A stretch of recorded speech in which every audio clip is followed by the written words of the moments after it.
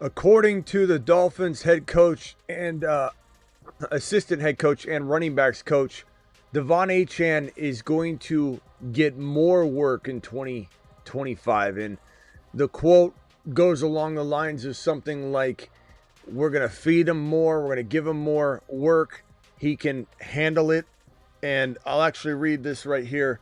This says he's the clear number one player in the backfield. Of course, we know that to be true. Yes. Before adding that he can handle whatever we give him. And that his goal is 1,000 yards rushing, which he almost had last year. He's slightly above 900. And 500 receiving, which he was over 500 yards receiving. This is a top 5 running back. Can I get a top 5 or top 10 emoji dropped right now in the live chat? This kid is going to explode. His game log, we'll go over all that. We'll go over expectations. I'll project on the marker board right here. Wrong button.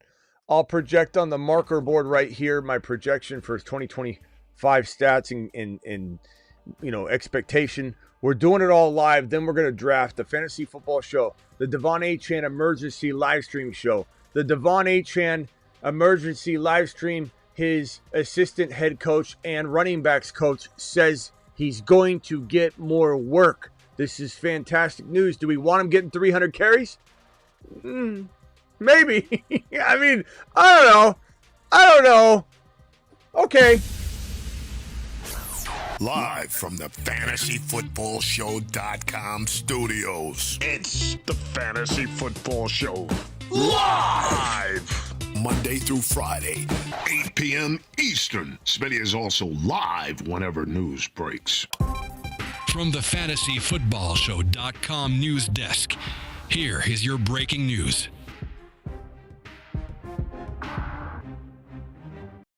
I mean, this is kind of like the Gibbs situation where, like, Gibbs gets, we don't want Gibbs getting so much work that he gets injured. We love the fact that he's sharing the backfield. It really is a blessing in disguise. But when you're handed the carries, like Monty goes down and he's going to miss the entire year and it's week 9, we're not going to say no. We're not going to say no. It's probably not. It gives you more injury risk. It doesn't guarantee injury. It just gives you more injury risk. So Achane, like if you walked up to me and said, Smitty, how about 1,400 rushing yards and 500 receiving yards and 12, 14 touchdowns? Would you accept? I would say, I don't like this workload, this risk, but let's do it. Let's just let it ride. Let's let it ride. Achane to the mother freaking moon. Anybody that doubts the kid doesn't know football. Achane.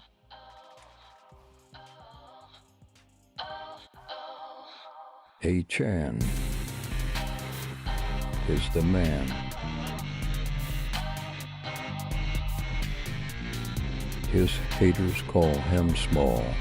But he is 9 feet tall.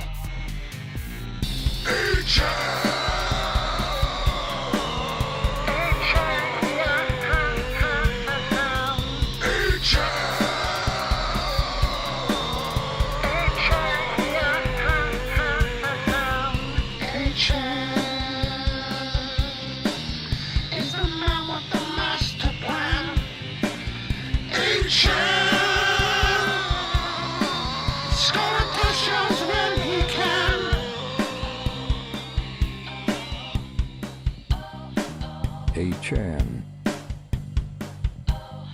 is the man. Imagine, I got volume here. Imagine this guy not having a 1,500-yard season with this expectation. Imagine this shirt not looking good in October or November or December. Imagine us not coming in here and having trolls say, he's going to get hurt, Smitty. Achane can't do it. He's too small. He didn't get injured last year and he took on all the work. Now, I kind of want Ollie Gordon, who they drafted, a rookie we like a lot. I kind of want Ollie Gordon getting some good work. I want him in a similar role to Mostert, but maybe lesser in terms of touchdowns. So, siphon those over to Achane. But we don't want Achane getting the 2 to 3 carry, work. That anybody, no matter who it is, Ollie Gordon, no matter who's getting that work, they're getting 2 to 3 yards per carry.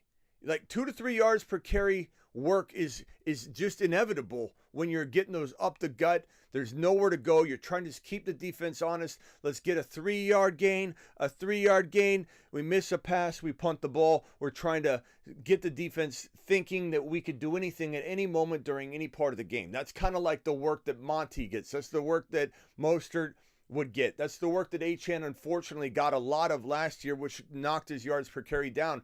This is a 7.8 yard per carry running back coming out of his electric rookie season, which was the highest average for a running back in the history of the NFL. This was Achane coming out of his rookie year, the best running back in the history of the league in yards per carry.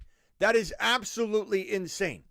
And at the end of the day, that's got to excite you so much that you just absolutely want this guy in your roster no matter what the cost. 12 overall, 14 overall. If I'm sitting there at 12, 13 turn, and I know Achane's ADP's dropping to the freaking 18, 19, 20 territory, but I'm sitting there and I take BTJ. I'm sitting there and I don't like the running backs the way they're falling. I'm sitting there and I say to myself, I got a lot of Bucky. I already got a lot of Bucky. Bucky to the mother freaking moon. We got a lot of Bucky shares. Get Buckied. Buckied. We got a lot of Bucky shares. We need to diversify the portfolio a little bit. So what other running back is sitting in round 2 that we absolutely love and we scoop up like clockwork? The answer is Achane. Achane, Bucky, Achane. Is there a world where I kind of want both of them on the same team? Yeah, I think that in certain leagues, Achane might still have 12, 11, 13 overall value. So you, in theory, could draft Achane and Bucky if you wanted. You wouldn't be reaching all that much. But Achane, take advantage of the glory. He's dropping to 19, 20, 18 on the regular. You're getting Achane with a smile. And I think that, at the end of the day, if he doesn't earn his top 18 or 15 overall draft value, he got hurt. That's the only thing that can happen. This is a territory of value that he can explode from. You can't win a league as easily from 7 or 8 overall. You can, but it's hard. CeeDee Lamb at 7 or 8 overall, playing like the number 1 overall player, that can win you a league. But Neighbors at 8 or 9 or 10 overall, playing as the number 1 overall wide receiver, that can win you a league. There's opportunity. But Achane, who belongs at 8, 9, 10 overall, he does. I don't care what anybody says. If Achane plays like a top 3 or 2 or 4 running back on the year from pick 18 overall, 20 overall, you can win a league, young man. So Achane to the mother flipping moon. More carries, I'll take it. Okay, am I worried about injury the more work he gets? Yeah, I am, but I'm going to take it. Like I said, we don't want Gibbs getting 325 carries. We just, we don't want that. But in the middle of the season, when Monty goes down, we're not saying, damn it. We're saying, okay. We're saying, let's sign up. Let him cook.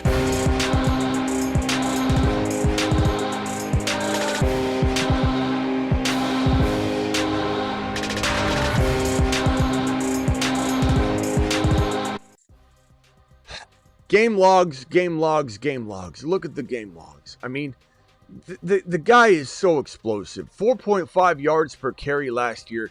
And that was on a struggle bus year where he's getting these damn up-the-gut carries that, like I said, 2 and 3 yard carries. Monty gets them. Anybody that gets these carries is going to lower their average down. But he's so good, even with these horrible play calls and garbage quarterback play and very bad efficiency when Tua's out of the game. What's he do? He still gets you 4.5 a pop. This is a 7.8, in between a 7.8 and a 4.5 per carry running back, meaning on a productive season, if Ollie Gordon's used just right, this could be a 5.5, 6.0 yard per carry running back. Maybe he's not 7.8. High expectation to expect that guy to deliver the league, the best average in the history of the NFL over the course of another season. But give him 6 yards per carry, 5.7, 5.5, 8 touchdowns in 2023. I think he could easily replicate 8 in 2024. So let's give him 8 touchdowns. Let's give him 5.5 yards per carry. Let's give him 10 1030 or 1040 on the ground. Let's give him more carries. He's going to be more efficient, so who knows? Maybe he does it at the same amount of carries. In fact, that's probably what that average is. But not trying to do the exact math on this at 210, 220, maybe he gets 1,100 yards. The receiving numbers from the previous season, his rookie year, 37 targets, 27 receptions, 197 and 3. Last year, look what he did. Look at that leap. And this is why people shouldn't expect a rookie season to just translate over. I know he played 11 games here and 17 last year, but look at the difference. 78 receptions versus 27. 592 versus 197. 6 touchdowns versus 3. This guy is going to get you, I'd say, 15, 16, 17 games played. Anything can happen to RBs. I'm going to give him 75 to 80 receptions. I'm going to give him probably around 550 to 601 yards. Let's give him the 600. I think that, this is his average here, 7.4, 7.6, 7.8 yards per catch. He's going to get you 5 or 6 touchdowns. Give him 8 here. Give him 5 or 6 here. That's about 13 to 14 scores. Give him 1,000 or 1,050 or 1,040 or 1,080 on the ground. This is a top 5 mother freaking running back. This is a top 5 running back that has ADP that's cementing in the bottom or near the bottom of round number 2. What is not to like? Why are there haters and doubters still out there? Why is his ADP so doubted that it lives at 19, 20, at 18? Will this news, if it is early enough to hit news wires and be perpetuated through the news wire ether, is there a way that Devon Achane climbs back into the 10, 11, 12, 13 territory off of the back of this news and coach speak? I don't know. I think it increases his value a little bit, but I don't know that it puts him back where he was in the early offseason, which was 10, 11, 12 overall. It's hard to say, but this news couldn't hurt him. This news probably won't have him stay the same, but how high does he climb? Does he go 13, 14, 15 in the coming weeks because of this news? We will find out. We will find out. Phone lines are open. Let's talk Achane. Do it live. You know the deal. You know the thing. Call into the show. You know the guy. Dial in to the phone line, brought to you by the Attic.shop. The Attic.shop is where you can get your apparel, your movie, your scary, The Thing, or Spider, or Godzilla versus The Thing, or Godzilla movie classic tee apparel. These hats and sweater and t-shirts are these hoodies and hats are still on the way. I got to get in contact with the Attic and see what's up. But vintage movie tees and hoodies, go to the Attic.shop. The Attic.shop. That is the phone line you're dialing into on the daily, okay? So phone lines are open. Let's talk Achane. Let's talk Tua. Let's talk Tyreek Hill. Let's talk Jalen Waddle. Let's talk Miami Dolphins. Let's talk our concerns. Let's talk our upsides. Let's talk everything Miami Dolphin and Devon Achane. Achane going places. He's going places this year. To Saturn. To Jupiter. Stock on the rise.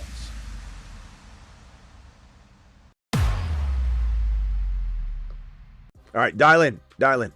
I'm sure we'll get a couple haters in here on Achane, but you notice how we don't hear from them much at all anymore.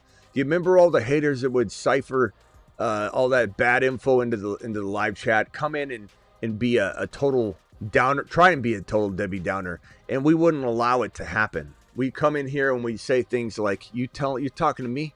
You talking to me? Smitty, don't talk about Achane anymore. You're going to tell me what to do? And then I get on this marker board for those that didn't remember, and I said Achane. You're going to tell me not to say Achane's name? How about I write it? Achane. Achane. Achane. Achane. Achane. I did this, and I'm not scared to do it again. Don't tempt me. Don't tempt me. I did this. I believe we counted it was, if I remember correctly, 1,800 times or 2,700 times straight, because someone called in and said, stop talking about Achane. I said, you don't tell me what to do. How about I say it for about 35, 40 minutes straight now? How about we derail the entire show and I'll say Achane. We got that clip. I said it, I believe it was 1,800 to 2,700 times. I forget which one it was, but not on my watch. Not on my watch. Just like the tush push isn't getting banned on my watch. Bunch of crybabies. Where? The defense should be able to push too, Smitty. Where? I'm a baby. I need a binky. And I need one now. Call into the show. Call into the show. Achane.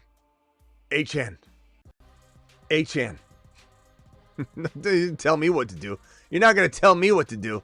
If I want Achane in my life, I want Achane in my life.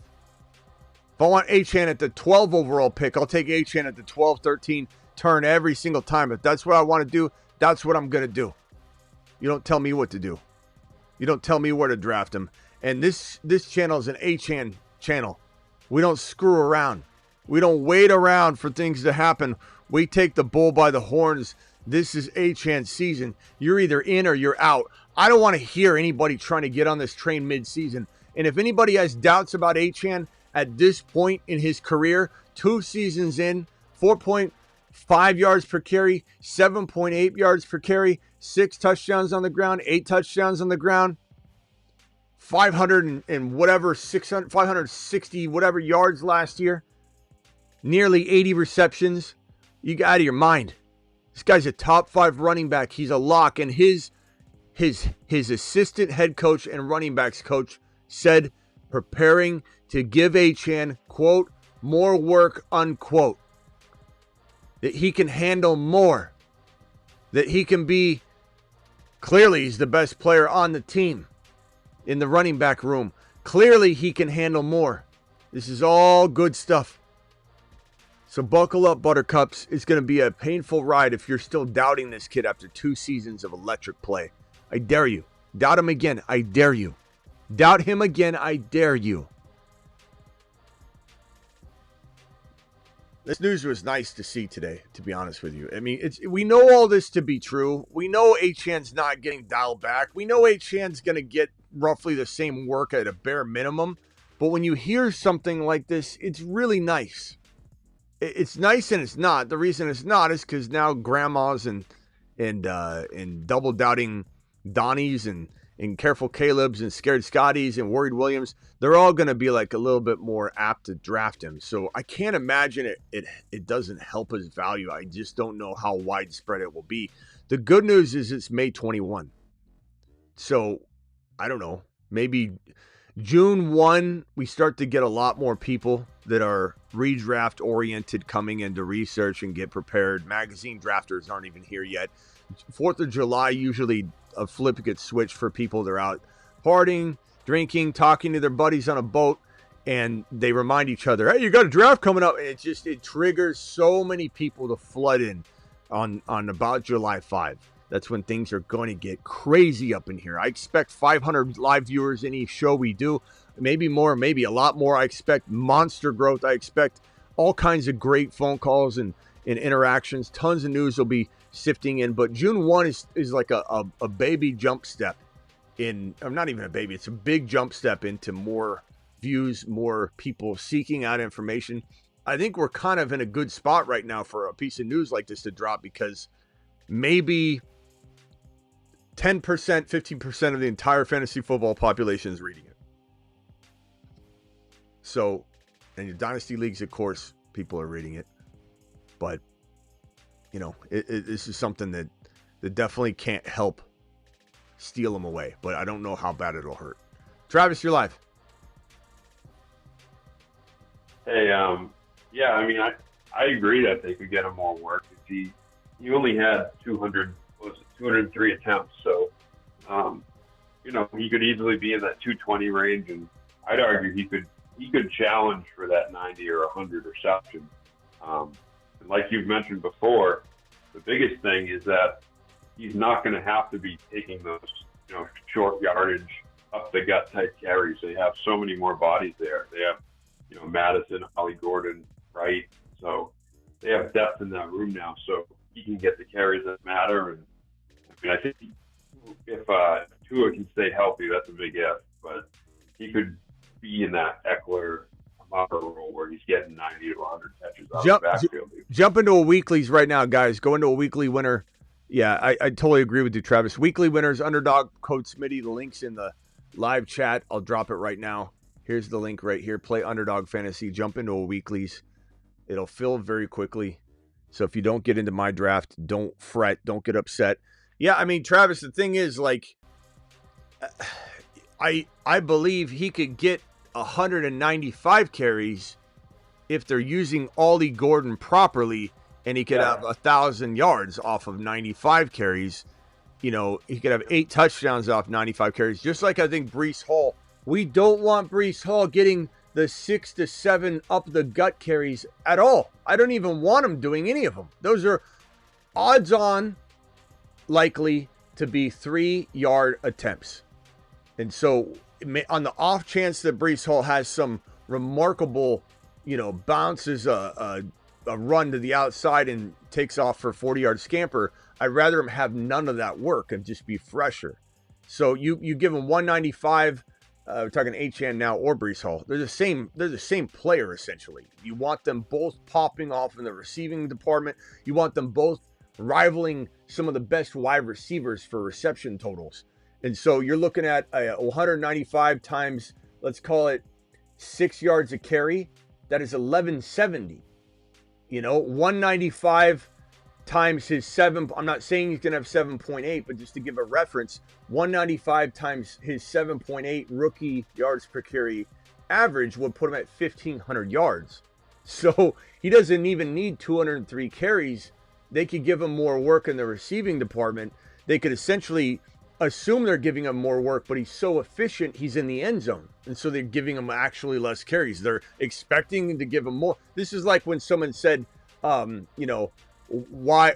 does Milroe not have better passing stats? Jalen Milroe, the rookie QB for the Seahawks, because he has 700 yards rushing and 20 touchdowns on the ground in one season. So he's kind of busy. He's going to have lesser passing stats when he's in the end zone and there's no more field left to gain yardage, on. So that's kind of the way that I'm looking at this thing. And I'm just thrilled to, okay, so I'm on the clock here. I'm thrilled at the idea that they want to give him more work, but I don't even know that they'll need to. We got to understand that if they're using other players in the right way, 4.5, let's just say it goes to 5.5. 5.5 per carry times 195 is 1072. He's outperforming by a massive amount of yards. We're talking about well over 100 yards on the year just by averaging 1 more yard per carry. And I think, 8 touchdowns on the ground is extremely likely. Extremely. Yeah. And the key is what you said is he's fresher. He's not taking those heavy carries, so his legs are always fresh, ready to go. Yeah. I'm on the clock here. I got to switch over and share my screen. 1 second, guys. I'm doing a weekly winner. This thing, rapid style. What is going on here? Let me see if I can refresh this. Hold on 1 second, Travis.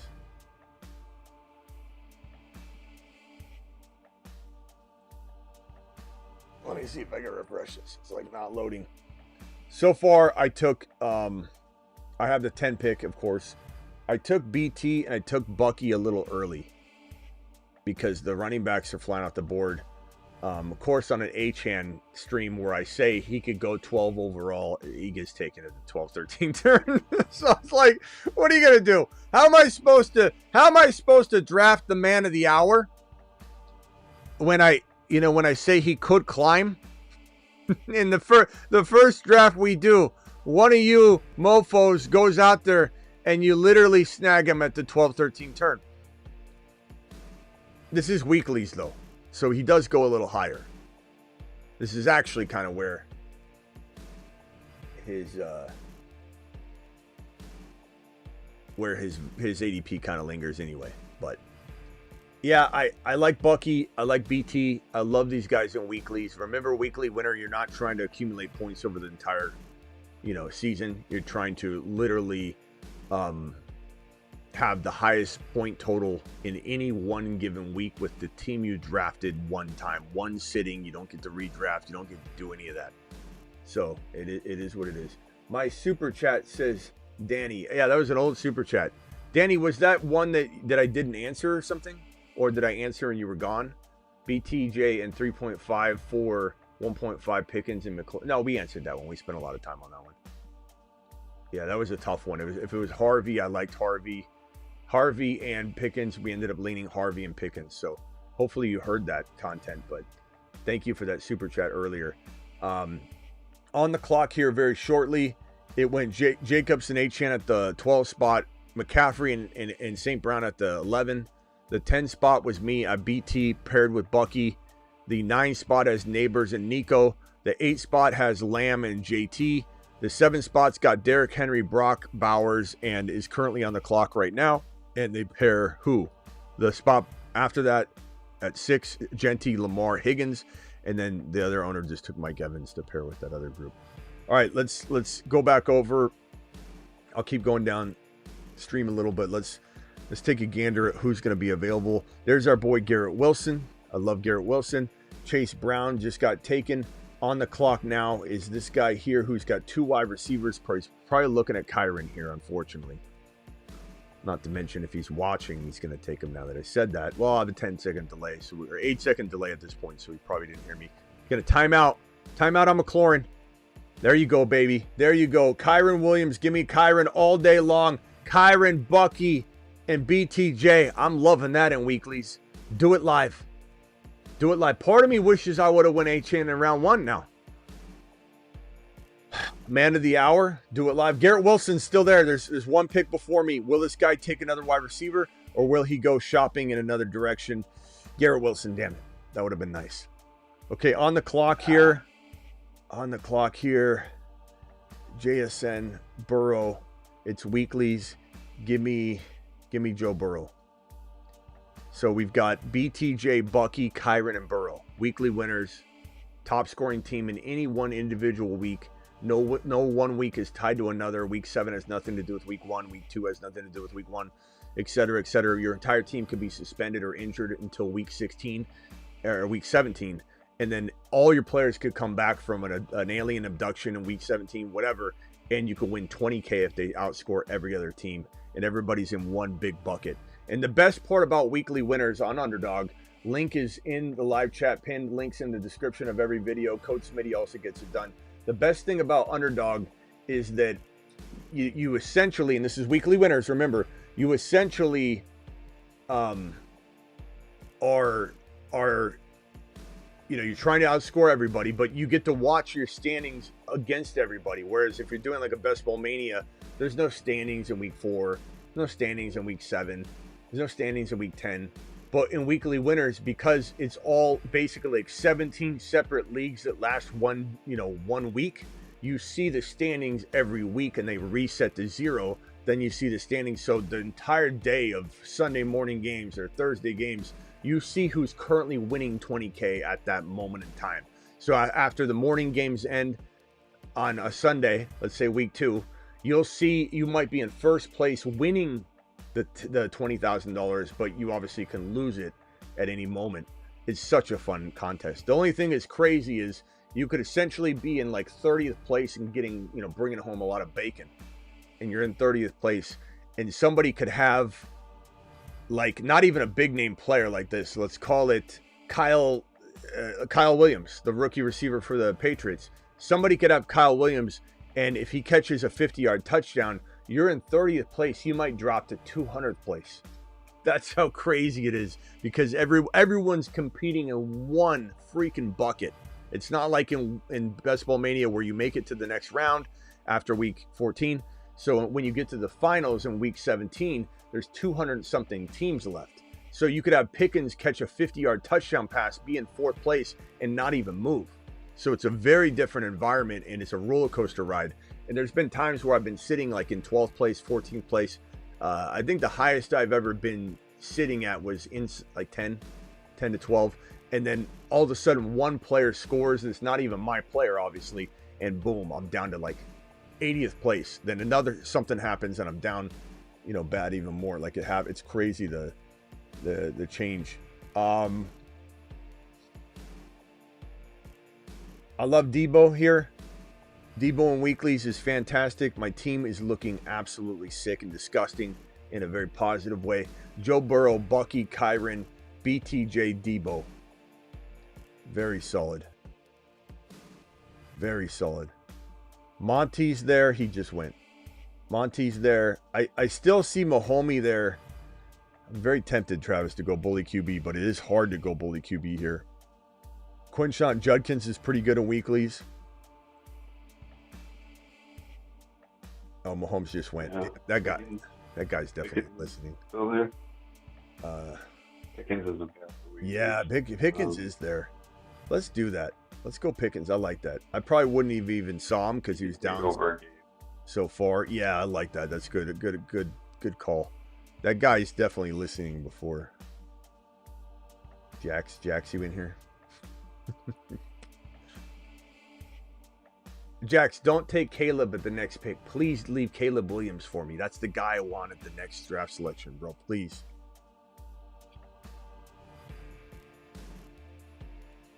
Yeah, this team is sick, bro. Let me read it off. I don't know if I have anybody else on the phone line. This squad is crazy. Joe Burrow, Bucky, Kyren, again, weekly winners. BT, Debo, and George Pickens. I like it a lot. Woo! And keep in mind, like, I'm not suggesting that. Yeah, where did Harvey go? Harvey goes so high now. He went at 48 overall. I had no shot of him making to the back. Yeah, I could have went Harvey. I could have went Harvey with this 4th round pick and had Bucky, Kyren, Harvey, and then Mahomes. I don't know. I might like that better. Let's see. Let's reverse engineer this. So BT, let me write it on the board here.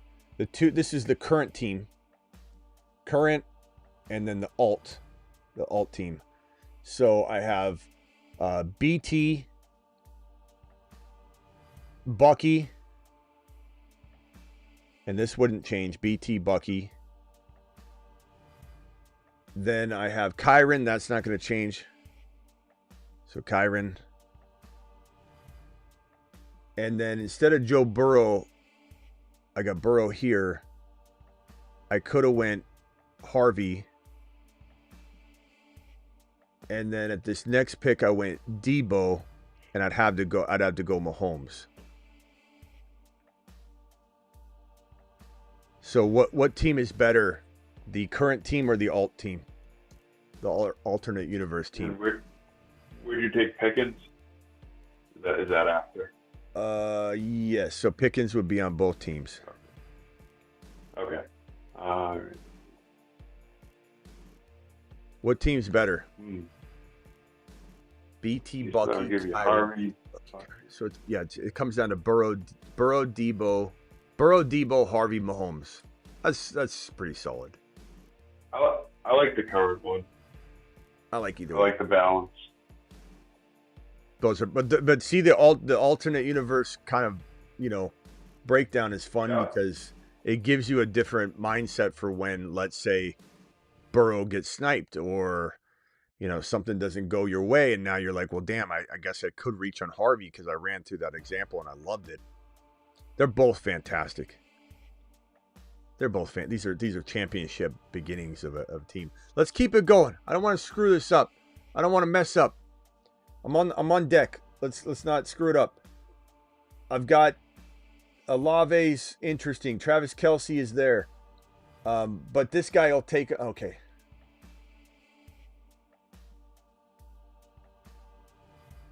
I think I'd probably go Kelce here. I don't have a tight end yet. I wish I had Mahomes to pair with him. So I got Burrow, Kelce, BTJ, Debo, George Pickens, Kyren, Bucky. Freaking unbelievable. And the great thing about weekly winners is that you don't even really need other players, like, because you're expecting, all of your ballers to step up and hit home runs. Do I go Olave, Kyler? I got very little time. Olave, Kyler. I'm gonna go Kyler here. I like Kyler. Yeah, I'm gonna go Kyler. Yeah, I like Kyler. I'm gonna go Kyler because I'm obviously banking on BT, Debo, and Pickens delivering on any sort of 20K win. I mean, you never know. You could have everybody explode, but let's say Debo gets hurt. You need to make sure you're backed up. But most of the teams that I see have the guys that were drafted to be the starters are winning that 20K for them. So otherwise, it's a lot harder because everybody else has literally got these stacked teams. So your top dogs have to kind of stay healthy. Unless you get the next Bucky, you get the next BTJ, who was a lot cheaper last year, to start the year. So there is a world where it makes sense to get, backups right away. But I kind of love the idea of smashing this quarterback position because it's such an advantageous position. It scores the most amount of points. So for me, having Burrow and Kyler serves me better than grabbing one of these wide receivers that I don't think are that much better than a Kyle Williams or somebody that I could throw in and hope that I get some, like even like a Tesla later. I almost would rather have these home run hitters like Charbonnet and Scattaboo and instead of having some sort of receiver that people deem to be much better player. But I just see there's so much upside with the three receivers I have. I'm willing to risk it a little bit different place. So I love the Kyler upside. So Kyler, Jordan Mason. What am I doing next? Andrews won't fall. I would definitely gladly and happily take Andrews and then cuff him to likely. Dak Prescott's down there. I got two picks that are really close together. I could essentially get all three of my quarterbacks now and have just the best quarterback room. And I'm cuffing Pickens to Dak. So, and then just take shots on guys with high ceiling upside, big game upside. It's certainly in the cards. Tyler Warren's there. This group of players right here is so hit and miss. That's why I don't mind doing things like that. A lot of other people wouldn't. Mooney's not bad here. Charbonnet's there. Luther Burden. I like Luther Burden for pop weeks a little. Jaden Blue's nice. You flip that screen back when you get a chance. Which one? Oh, goes Dak. Damn it. What screen? So just damn so we can see the draft. I'm sorry. On the clock, and Dak Prescott got sniped. Ah, man, that sucks. There'll be other QBs, though. Let's go Warren.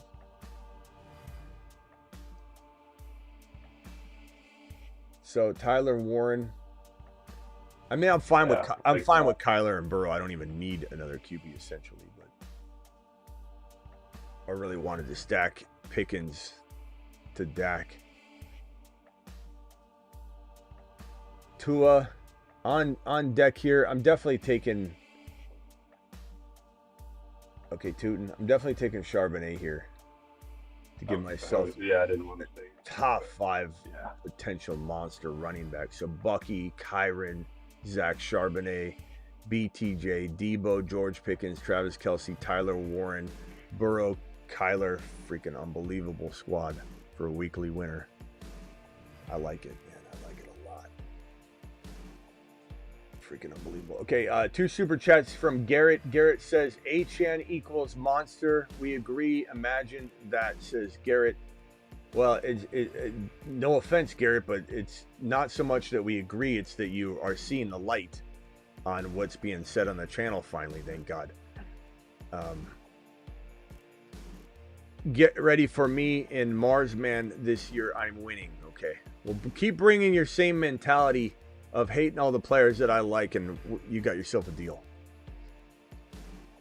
But Garrett, appreciate you. I do appreciate your super chats, and I appreciate your enthusiasm and your support over the years. Not mad at you at all. How many picks till you're up? Pretty much a whole round. All right, real quick then. Aaron had a good question about how you maneuver bye weeks with weeklies.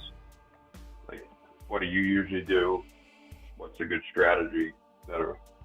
I don't really care about bye weeks at all in weeklies because unless you do a super deep dive, which you don't really have time for on the clock to like figure out, hey, you will over time of drafting and getting to know bye weeks off the top of your head and just, really being versed in it. But I mean, you could essentially go, this guy is a better fit, but you could also have the mentality of, I'd rather all my players be out in 1 week because it's weekly winners. It's nothing to do with previous weeks adding up together. So Right. if anything, one of your strategies could be draft a team with all the same bye week. And then you have essentially 16 shots at 20K, 16 better shots at 20K. If you drafted, I believe it's let's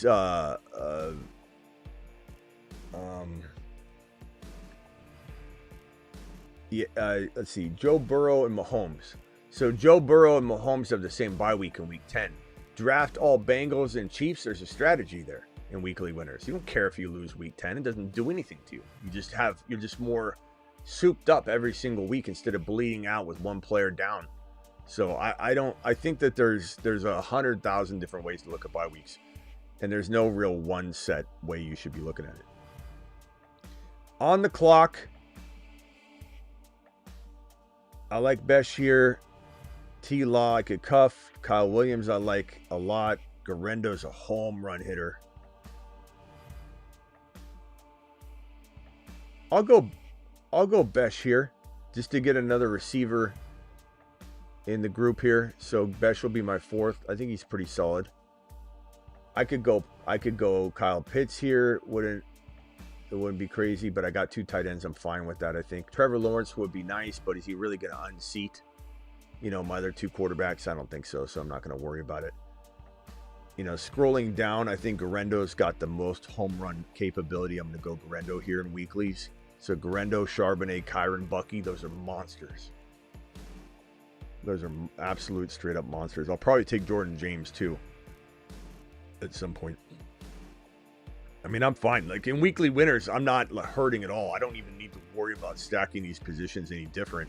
Of course, I want backups where it would make sense, but I have the tight end room backed up. I have my 3 big gun receivers. I got Besh there if some injury strikes. Like, let's say Devo or Pickens or BT miss half a year. I don't want to sit there and go, okay, I forfeit having any shot at winning 20K on these weeks. And then when they all are back together again at weekly winners, none of the weeks in the past or future matter. It's all about that 1 week.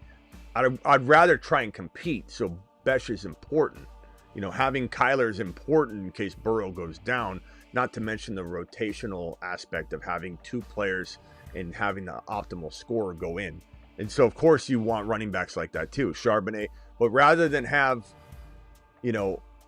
just be worried about wide receiver like everybody else, I am putting a lot of the onus on the top 3 that I have.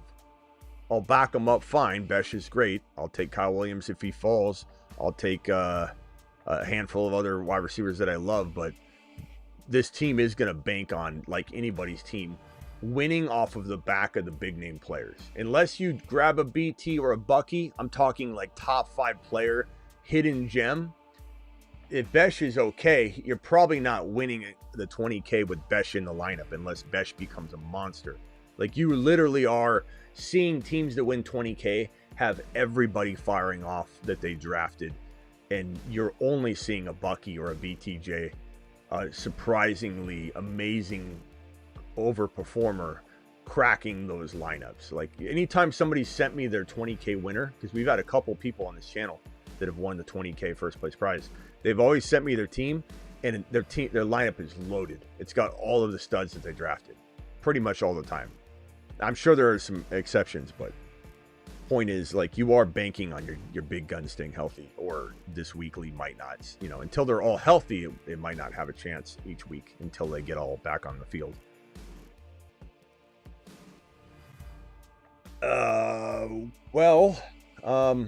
Trey Benson's there. McMillan, Stafford. I'm just going to yell out guys I like. You tell me who you like, Travis. Burrow, I could get Gesicki. I got Burrow, so Gesicki. Michael Wilson. McMillan. I can see them scoring high. Strange. Yoshi Voss, because I have Burrow. Jalen Royals is not bad. Right, you should get lower down. Where's Milrow? I love Milrow. Is he gone? No. No, hell no. I'm just like, where's he at? I love that when you think a player might be gone because you're just not in the, you just, you haven't looked at the, you haven't looked at anything and see. Oh wait, no, he's not gone. Okay, I'm gonna go McMillan here. That's a really safe wide receiver to have. Like, I feel really strong about my two backups, Besh and McMillan, to go with Pickens, Debo, BT. I feel so strong about my RBs, Kyron, Sharps, Grendo. I think taking, it wouldn't even be a bad idea with this team to grab, if I could fit it. And I'm not worried about backups really. Like, I don't need a third tight end necessarily. It's not an obligation because during a bye week I don't care. I'm tempted. I'm gonna go. Oh, whoops. Go Dylan Sampson.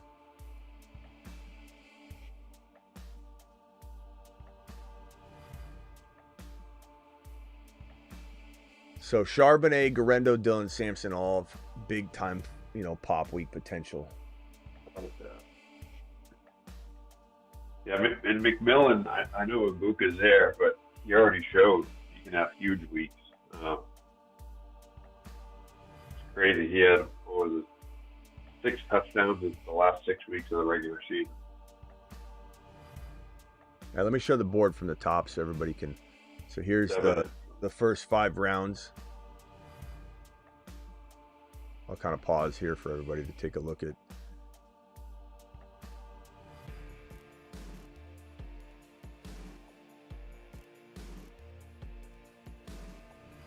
Look at this team from the 12th spot. What in the hell are they doing?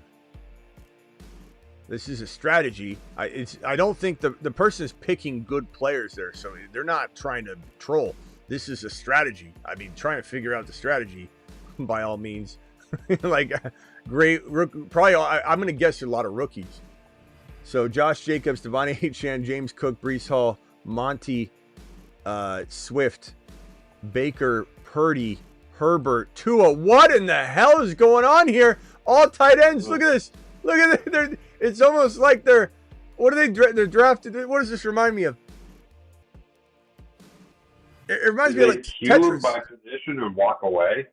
I don't know. It reminds me of Tetris or something. Okay. It's like, or what's that game where you what is it called? Where you color coordinate everything and then the row goes away. What's it called? Candy Crush. Josh Jacobs, Achane, Cook, Breece Hall, Monty, Swift, Baker, Brock, Justin Herbert, Tua, Tucker Kraft, Ertz, Palmer, Wandell. You're really having going on a tear at wide receiver, my boy. You are doing it live. 3 starting wide receivers. You got Joshua Palmer and Wandell Robinson in there. What are we doing back there? Wow. I don't think they'll cancel it though. No, they won't. These are all good players. Lineup. These are all good players. Yeah, they don't cancel it based on how you're fielding your lineup. He's not drafting way out of ADP. Like, it's not so drastic. The Wandell Palmer. Sounds like a drink. The Wandell OCD. Must the colors of the lineup. Must draft the same color. Must do it. I got OCD, so I can say that. All right. Pat Bryant. Did you get the $20 no, I haven't yet. I'm sorry, guys. Hang tight for me. I'm gonna go Yoshi Voss here because I have Burrow, and then I'm probably gonna grab. What are we at? 2, What are we at ADP wise? Okay. So 16, 17, 18. I have 3 more picks. My team is Burrow, Kyler. I think I'm done receiver shopping. So quarterback, tight end. Quarterback, tight end.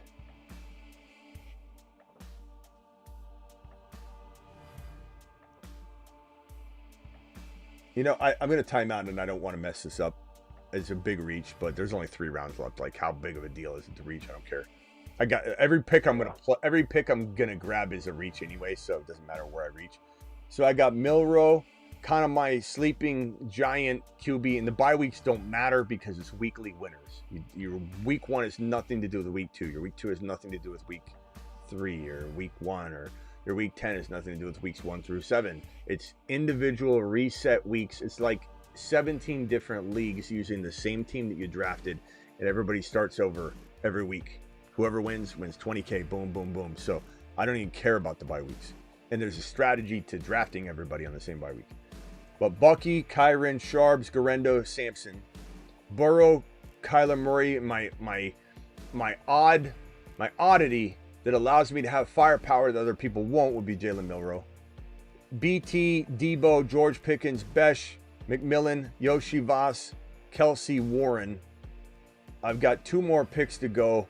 Probably going to look at Jarquez Hunter and I could either go Corum and Jarquez Hunter to solidify that no matter what, I have a top 10 running back each week because McVay will have it. Or I go grab Fannin.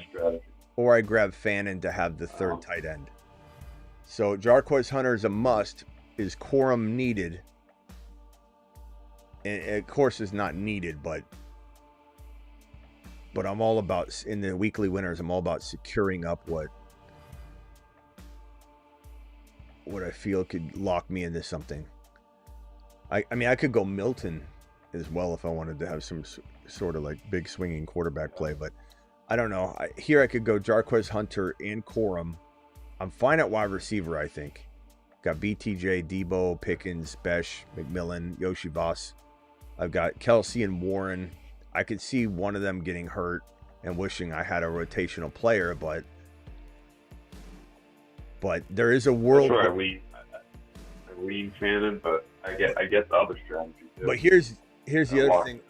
Here's the other thing I'm concerned about though, is if Bucky gets hurt, or if Kyron gets hurt.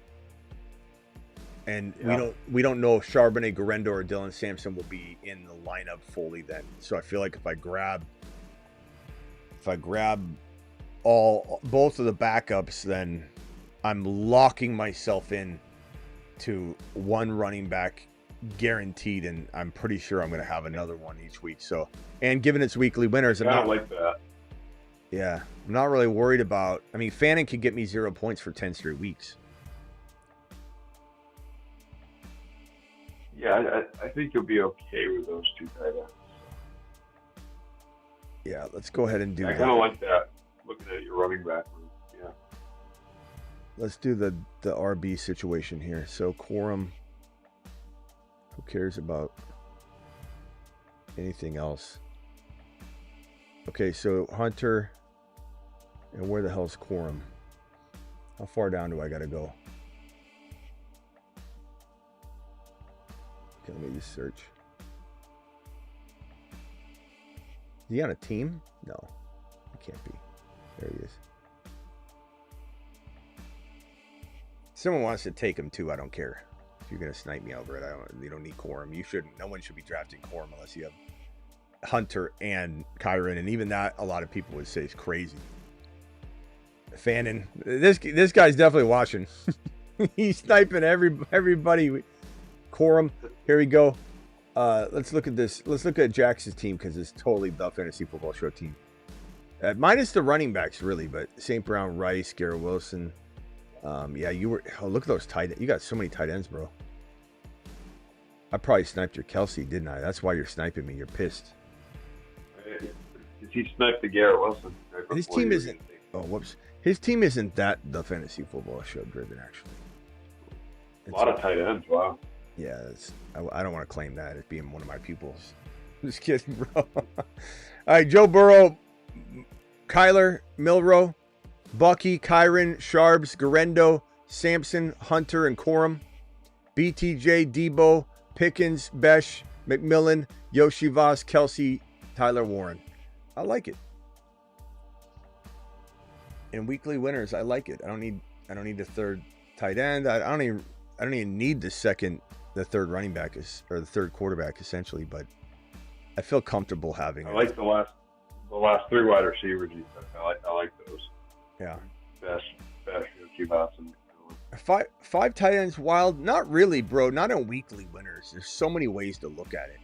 You know, especially if you go light tight end shopping and you want to really hammer it home. Like, let's say you take 3 straight wide receivers. You could literally roll with 4 or 5 wide receivers and that's it. You know, because it's weekly winners. You're not trying to accumulate points every week. You're trying to win a one individual week or multiple. But you don't even need the depth really at all. And you could roll with 1 QB if you want, and it's not even that. You're just risking that the quarterback doesn't get hurt. But I like to have optimal scoring with the highest scoring position to a main degree. 181 projected, not the lowest, not the highest. The highest one is 196, I believe. Let's take a look at that team. Goff, Russell Wilson, Daniel Jones. It really pisses me off when a team gets the highest projection totals, when it has quarterbacks that look like that. When I work my ass off to get a better quarterback room, and I look at this and the system is patting it on this guy on the head. Good boy, nice team. Henry, Mixon, Kamara, Pacheco, White. Solid. Yeah, solid running, stable crap quarterbacks comparatively. Smitty, golf so good. I know I'm going to hear a bunch of that. Evans, Diggs, Olave, Pittman, Coleman, Thielen, Dobbs, Calvin Austin. Brock Bowers is nice, but this team isn't better than mine. Evans I like, but Diggs, Olave, Pittman, Coleman, Henry, Mixon, Kamara, Pacheco. Good running backs, but crap. Yeah, I don't see how. Let's go to this 193 team. Love, Geno, Dart, Connor, Aaron Jones, Tracy. Get out of here. What are we doing? What are we doing? Tell me those teams are better than this team. I dare you. Burrow, Kyler, Milrow, Bucky, Kyron, Sharbs, Garendo, Sampson. The other backups in LA. BT, Debo, George Pickens, Besh, McMillan, Yoshivas, Kelsey, Tyler Warren. Get out of here. that last guy's running back was crazy. Gump could draft better than dog, those. random guy. Gump could draft better teams than those. Jeez. All right, guys, dial into the phone line. I don't know how long we'll be here tonight. Call into the show. Call into the show. Dial in, dial in, dial in. If you have a quick second before you do those super chats, you check Simplicity's question there. Yeah, let me just It's get an this. 8-man league. Yeah, let me get the You're right. $20 one out of the way because 20s get immediate attention. Then I'll go over the other ones.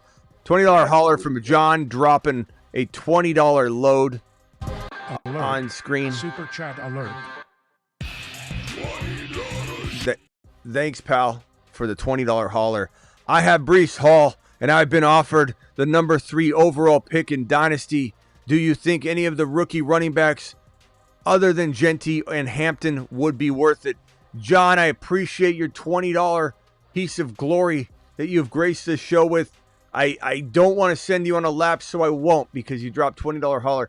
But absolutely, go watch my Dynasty running back video that was literally, was that last night? My days run together. Yeah. I think it was last night. So John, I'll answer it, but I'm just saying you want to consume this video because it talks about last night. Yeah. top 10 Dynasty running backs, and you'll see how much I love the rookies, and all 3 are ranked over Breece Hall. And I love Breece Hall. But I'm drafting in a dynasty startup or via trade, I'm taking Hendy or Harvey or Hampton over Breece Hall all day long. You're resetting the odometer. I know a lot of people are going to say, well, but Smitty, Harvey's older than Breece. Like I get it, but not everything is about age. Stop listening to all these creators that tell you that, like, if you're this age, you can't be good at fantasy. If you're, a second rounder versus a first rounder, Harvey can't be as good as Hampton. These first round draft capital, historically, according to the gigawatts and the megawatt data complex, if you divide the algorithmic equation molecule by the age parameter, there's a 5 to 10% more chance that Hampton's better than Harvey because of the first round draft capital versus second round draft capital. That's what people will tell you, John. Not me, not this channel, not on my watch. I love Harvey. Harvey's career is just beginning. I don't care if he's 24 or 22. He's got a 5 to 6 year shelf life, meaning that if he plays 6 amazing years, he's 29 years old. That's in good company. Guess who's 29? Last year, who playing at a great level, Alvin Kamara. A lot of players can play at 29 under unique conditions and situations, and this is one of them where he's got a late start. RJ Harvey. He looks fantastic. I talked about him at the top of the APM show as well. So make sure you catch up on that. I know you're busy. I know, you might not see everything that I do. So that's why I'm not sending you on any laps or anything crazy like that. But Harvey looks like Alvin Kamara. Just close your eyes. Maybe just squint a little bit and make those orange colors turn into, some other color. And you might just see an Alvin Kamara jersey. And you just might, that's Alvin Kamara. That's Alvin Kamara out there. This guy looks like an absolute monster.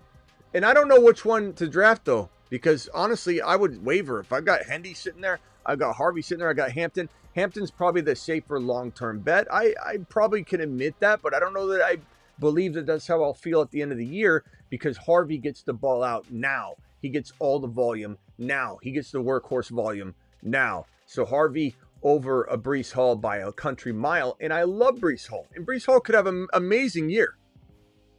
Amazing year. Love Breece Hall. But there's just, Harvey's going to have an amazing year too. And let me just get these out of the way and then I'll go look for the question. So many beasts at running back this year. Achane to the moon. Thank you, Spencer, for the amazing super chat and comment. Baltimore and Buffalo, explosive offenses, plus they share a bye week. Baltimore and Buffalo. Always a strategy to look at with bye weeks, weeklies. There's all kinds of different ways you can go about this strategy in terms of weeklies. In fact, you could go to Buy-Mageddon, which there isn't really a Buy-Mageddon this year. There is a week that has more buys than others. I think it's 8 or 10. It might be 10. And so, you could draft a team inside that bye week Buy-Mageddon and have all these players go crazy while everyone else is on bye weeks, and it just limits the pool of people you're competing with. There'll still be plenty of people with good teams during Buy-Mageddon, or mini Buy-Mageddon, we call it, but you'll have a lot better chance of winning that week if you drafted players from that bye week that are playing. Travis, what was the name of the person that I'm searching for? It was Simplicity. I can just read you the question. Oh, I could find it. I got it. Simplicity UHD. I got it. Okay, so I love neighbors. The thing I was most curious about was it's an 18, so. Okay, so I love Neighbors and want him as my final keeper as a 5th round pick. But my other option is Brock Bowers in the 13th round. 8-man, half PPR, 1 QB league. Do I just go Bowers? So Bowers 13 versus Neighbors. The way you got to look at this is it's a 1-person keeper, right? So it's our final keeper. Want him as my final keeper. See, I need more information, but I'll give you this. I'll give this little tidbit here. If you're looking at the 5th round and Burrow's there, or Mahomes is there, or Harvey's there, Hampton's there, it's hard to know what this draft looks like. You got to kind of tell me. So Simplicity, give me a list of players that you deem to be likely available. Give me like 5 or 6 of them. And include Hampton and Harvey and Hendy and the rookies if they're there. Travis Hunter, make sure you don't leave those guys out. Are any of those guys going to be available in this 5th round pick? I wouldn't have. It's a keeper league, so it's not a dynasty league, so it's hard to know. And you're playing maybe with grandmas. It's an 8-man league, so the rounds are shorter. So I imagine you're getting at least 2 or 3 of those guys, if not all of them, because it's an 8-man league. So you're talking about an 8-man league at that territory really feels like a 4th round. And if you've got keepers written into deeper rounds, then it's hard to say what it all looks like. If everybody being kept goes inside the top 4 rounds, then it's going to feel like 4.5 or something like that. 3 keepers per team. Give me a list of players available at the 5th round pick. So Mega Grandma League. Okay, so think about it this way: Bowers and Harvey versus just Neighbors. Bowers and Harvey crush Neighbors. You have to understand, you write Neighbors into the 5th round pick, you don't get a 5th round player. What is the 5th round player and Bowers going to do to just Malik Neighbors? It's going to lambaste it. So the answer, you can check right now and we'll confirm after you throw names out, but the answer is not even close. It's take Bowers. He's got a lesser value, but it's very close to Neighbors anyway. And you're getting that 5th round player. Now, if you come back and say the 5th round, we're talking about Shakir, and which you're not because it's an 8-man league. But if you come back and you said, no, it is Shakir and players like that, then I'll switch it and I'll tell you, give me Neighbors. But I have a feeling you're going to tell me, yeah, Mahomes will probably be there. Harvey will probably be there. Hendy will probably be there. Hunter will probably be there. I'm taking that player with Bowers over Neighbors 9,000 times out of 9,000. And I love Neighbors, but you've got to think smartly. That is a plethora of talent that overwhelms the one player. That everyone's got to think about that when they're saying, "Oh, but 5th round versus 10, what's your team going to look like?" You can't just write off the 5th round and not pretend. You're trading Harvey and Bowers for Neighbors. Imagine that. Rock Out. Is that Rock Out? Rock Out on the line? Rock Out. Okay. Can I give you my worst team ever? Sure. Right. Quarterback, Josh Allen, Drake May, Stafford. Running back, Achane, Kyler Williams, Kev Walker, Charbonnet, Benson. Wide receiver, Neighbors, Samuel, Shakir, Damn. Buka, Kyle Williams, Michael Wilson, Royals, tight end, Goddard, Schultz, and Bannon. That's a good team, Rock Out. Damn. I think Rock Out might win one of these someday, or at least some big money, because you do. Rock Out is probably one of the better rinse and repeat, and if he takes, and I'm not saying Rock Out doesn't think of all the players he wants for himself. I'm not saying that at all. But we start talking about something or whatever, Rock Out calls in and has the immediate plan of attack that we're talking about deployed. And he's got it deployed to a better degree than I can in Snipe City. Rock Out just smashed the hell out of that. Took Achane the man of the hour. No matter what we're talking about, Rock Out's deploying exactly what we're saying, and he's got it already. It's like he's already accomplished the mission. That's quite a squad. I mean, you got Charbonnet and Walker as your flex potentially. That's crazy. With all of that firepower, you had Neighbors and Debo. Yeah. Neighbors, Debo. Your quarterback was who again? Josh Allen and who? Josh Allen, May, and Stafford. And your running backs were Kyron, Achane, and the Seattle running backs. That's fantastic. It was Benson too. And Benson. And didn't you have somebody else? Let's see. It was Achane, Kyle Williams, Walker, Charbonnet, and Benson. Damn. It's crazy. And then wide receiver was Neighbors, Samuel, Shakir. Wouldn't that be hilarious? Kyle, Sometimes Williams, Rockouts. Michael Wilson, Royals. Sometimes Rockouts teams are almost too good. Someday we're gonna if the camera could pan out, and it's we finally find out one day. Rockouts sitting. Rockout's, if we could finally see Rockout, his camera turns on and he's in a padded room, like in just like a straight jacket, and he's like, Burrow, Mahomes. He's just listing off. Naming them off. Just listing off the best players. That's a compliment. Rockout.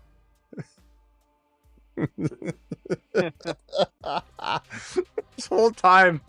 That's why it takes a little while, too, to get to the phone, because he's got to, like, try and pick it up with his shoulder and adjust it. Got his arms tied up. He's not even drafting. Oh, Rockout smashing it.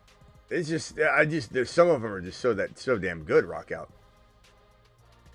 Anything else, boys? Simplicity just answered it.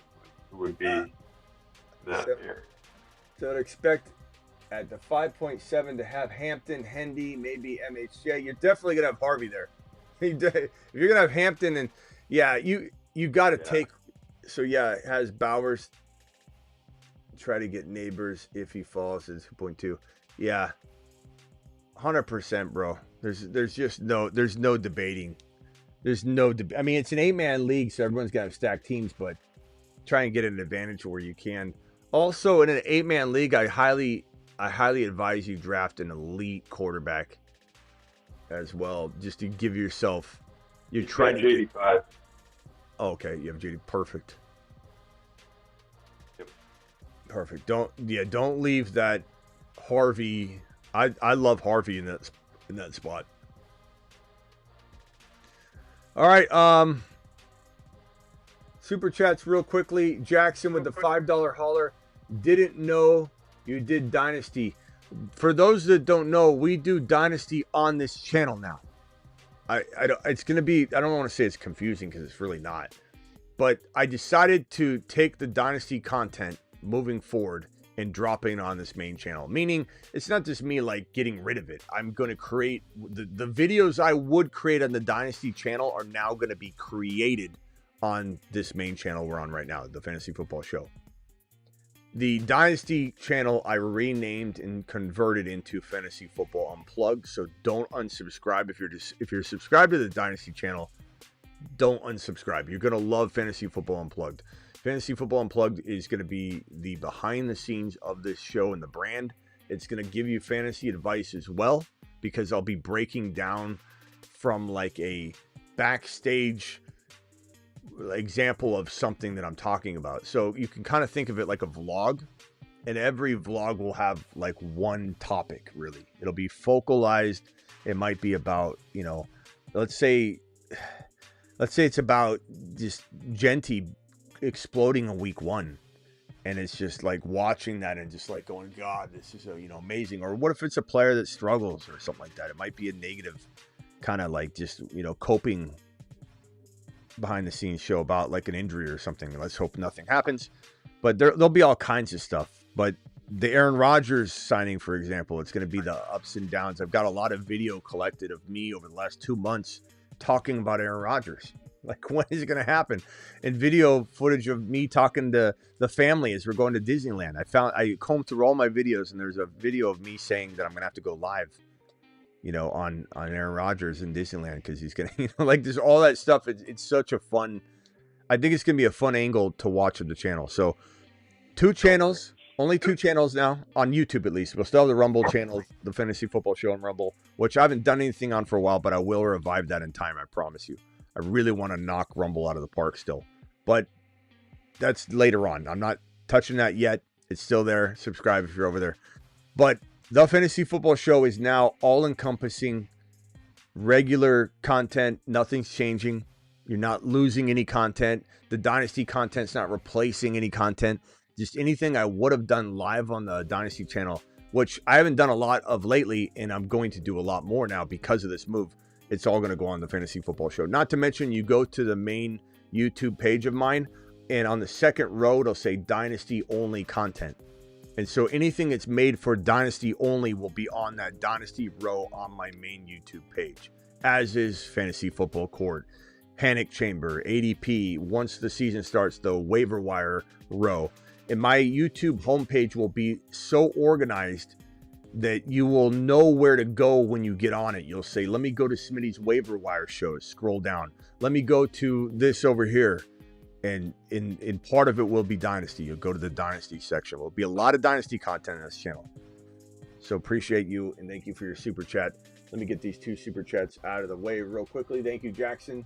My 5-year-old team, 10-team Superflex, 6-point TD pass completion league. Baker, Bijan, Bucky, CD, BTJ, AJ Brown, Garrett Wilson. That's a great team. Bijan, CD, BT, AJB, Garrett Wilson, Brock, Connor. I'm probably trying to get Mahomes on the cheap using I'm trying to use like that. You got BTJ, CD, and Garrett Wilson. If you got to start all those receivers, though, I'm fine with it. But I would love to have. Let's see, Baker. Keep Baker, I guess. Goff and AJB for Mahomes and something. Yeah. I'm telling you, buy Mahomes now. Everyone's gonna wish that they didn't doubt him. He's got one of the best receiving crews in the league right now. You include Kelsey in that, it's arguably top 3. And everyone's just like, hey, he's no longer a fantasy football quarterback anymore, Smitty. Just watch, bro. So I like this team a lot. You got a lot of upside. Use Brock. You could probably use Brock. Brock just signed that contract. I wouldn't mind keeping Brock over Goff or having Goff over Brock, honestly. So trade Brock and AJB for Mahomes. Trade Goff and AJB for Mahomes. Maybe you get it done. Maybe you don't. You got Tua there as well. Unless it's Brock Bowers, then don't do it. I don't know if it's Brock Purdy or Bowers. Oh. Yeah.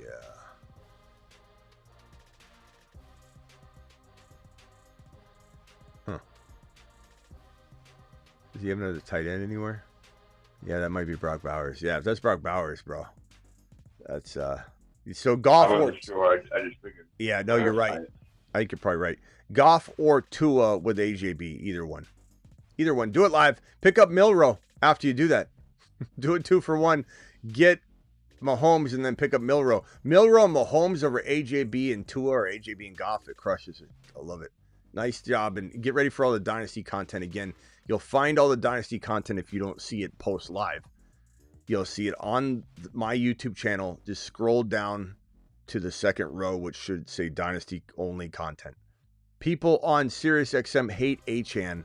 I don't get it, says Matt. Well, I mean, I don't know why you keep listening to him, Matt. Somebody tells you Achane's bad, like you're a sucker for punishment. I mean, not only is it I know you're probably looking for content, but I imagine that you don't get through all of my content. Like you could listen to, we had a 3-hour show yesterday. There's like sometimes 5 and 6 hours, especially when we get into the season, 6 hours of content. But I don't, while it's probably fun to hear stuff, like you start listening to somebody that's giving you bad information, you're going to absorb it. It's going to seep in a little bit. You're going to start questioning Achane. Start questioning Kyler. I guarantee you they don't like Kyler either. Or I'm sorry, Kyron.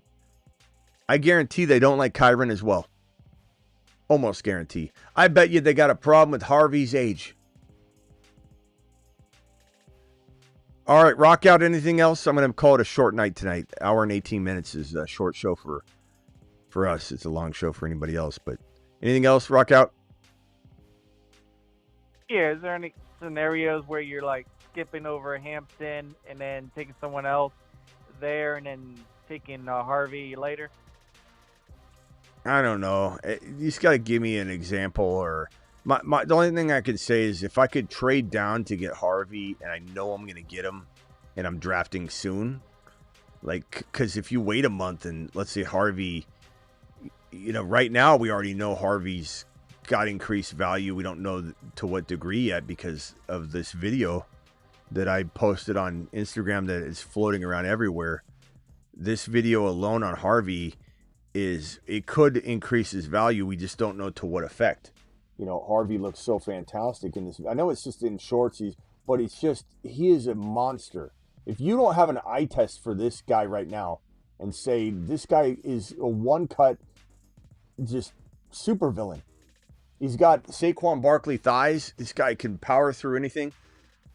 I don't know what the effect's going to be on that. So, like, you could make a trade thinking the ADP is the ADP, and then, like, 2 or 3 days catch up, and you're like, holy shit, everybody likes Harvey now. You could end up screwing yourself by trading down.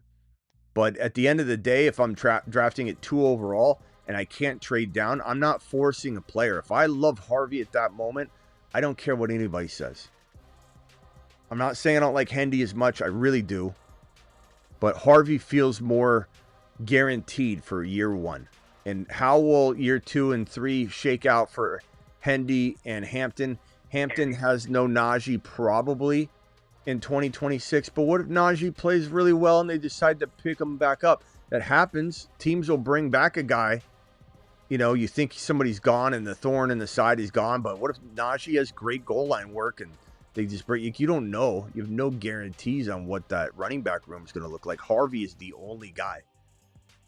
You know, there'll be a couple people that say, what about Estime? They're going to type that in a second, but don't worry about that. All right. What about him? All right, Rock Out. Got to go. Appreciate you, bro. All right, see ya. Later, man. Travis, anything else? Yeah, just if Wayne in the chat, he had a question on keepers too. I'll just answer that. I'll hop off. Wayne. Achane in the 3rd. Burrow in the 5th. Neighbors in the 6th. Or Chase Brown in the 12th round. Keep 2. Again, the same thing, man. If it's, I mean, he didn't say it's Superflex, right? So I have no idea. Obviously, Burrow would be a top 4 pick, and you have to keep him if it was Superflex. But in the 5th round, he wouldn't have fallen. So I pretty much almost 100% bet my life that this isn't a Superflex. So you're not keeping Burrow. You can redraft Burrow in round 5 or 4. It's not that big of a savings. In fact, he could probably go 4. Achane in the 3rd is not as near, it's not even close to the same value as Neighbors in 6 and Chase Brown in 12. You know, again, same concept. Who are you getting in round 3? Mahomes or Hurts, or like just give it a big name like that so you can really feel what you're throwing away. You could have Hurts or someone like that with Chase Brown, and Neighbors is a lock at 6. Let's just not even talk about that one. That's a lock.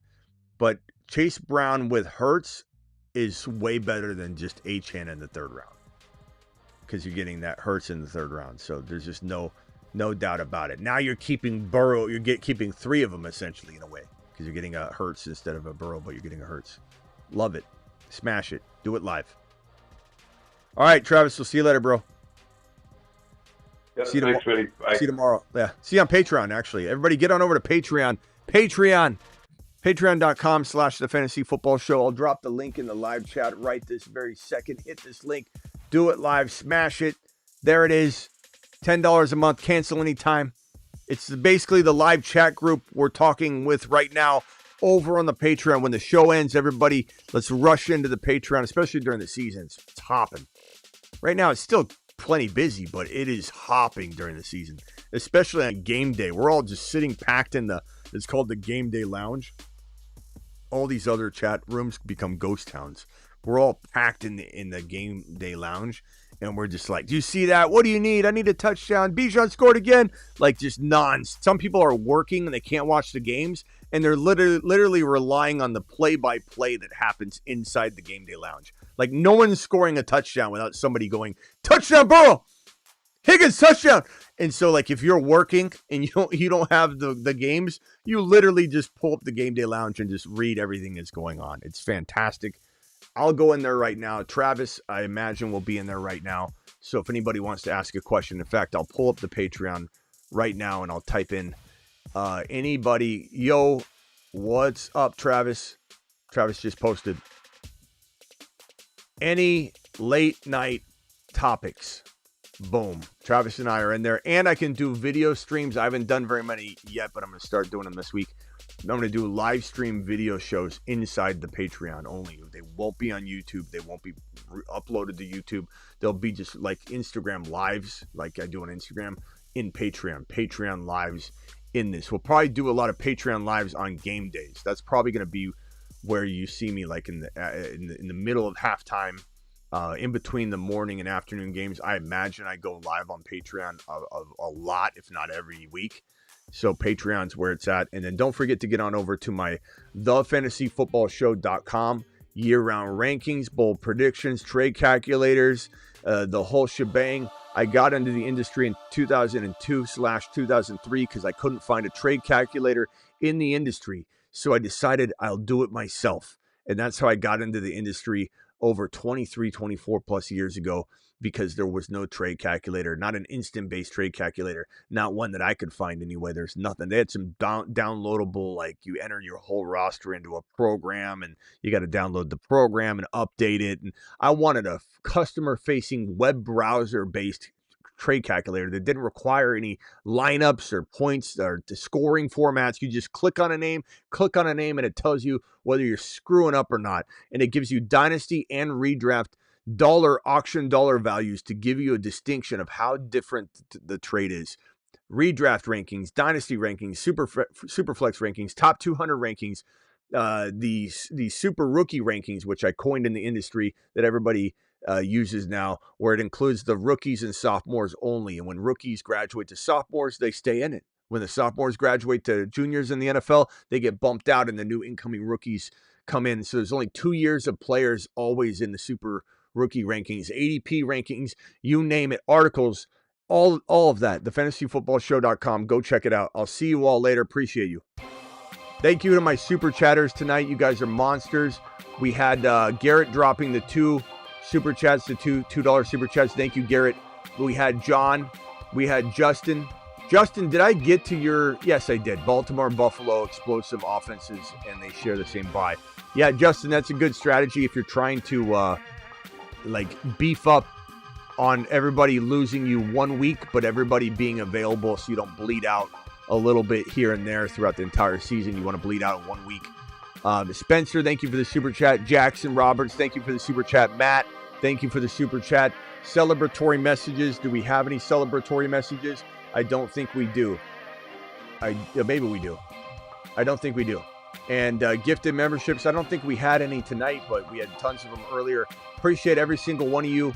See you tomorrow. We'll be live probably at least one time before the 8 p.m. show. I'll be live at 8 p.m. and then I'll be live at midnight Eastern. So probably expect at least 3 live streams tomorrow. 1 earlier, 1 8 p.m., 1 midnight, graveyard, after dark show. Spread out through the entirety of the day. See you tomorrow. Appreciate every single one of you. Now deck attack. Now deck attack. Lamb. Pickens. Lamb. Pickens. Deck attack. Deck attack. Deck attack.